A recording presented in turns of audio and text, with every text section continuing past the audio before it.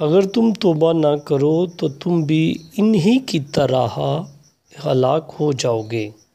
آج کی دوسری تلاوت مقدس لوکا کی انجیل اس کا 13واں باب پہلی آیت سے لے کر 9ویں آیت تک۔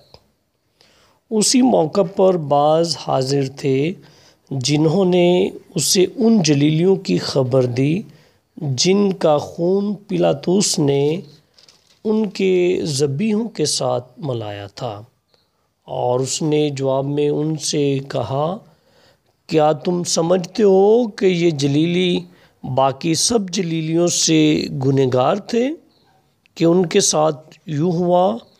میں تم سے کہتا ہوں کہ نہیں، لیکن اگر تم توبہ نہ کرو تو سب اسی طرح ہلاک ہوگے۔ یا وہ 18 جن پر سلوام کا برج گرا اور دب مرے، کیا تم سمجھتے ہو کہ وہ یروشلم کے باقی سب رہنے والوں سے زیادہ قصوروار تھے؟ میں تم سے کہتا ہوں کہ نہیں، لیکن اگر تم توبہ نہ کرو تو سب اسی طرح ہلاک ہوگے۔ اور اس نے یہ تمثیل کہی کہ کسی کے تاکستان میں انجیر کا ایک درخت لگا ہوا تھا۔ اس نے آ کر اس کا پھل ڈھونڈا مگر نہ پایا۔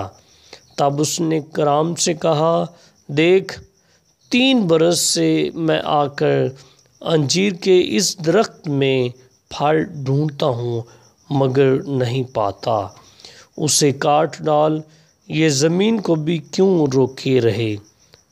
پر اس نے جواب میں اس سے کہا کہ اے خداوند، اس سال اور بھی اسے رہنے دے کہ میں اس کے گرد تھالہ کھودوں اور کھاد ڈالوں، شاید کہ آئندہ پھلے، نہیں تو پھر کٹوا دینا۔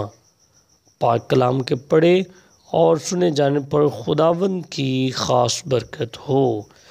کا شکر ہو۔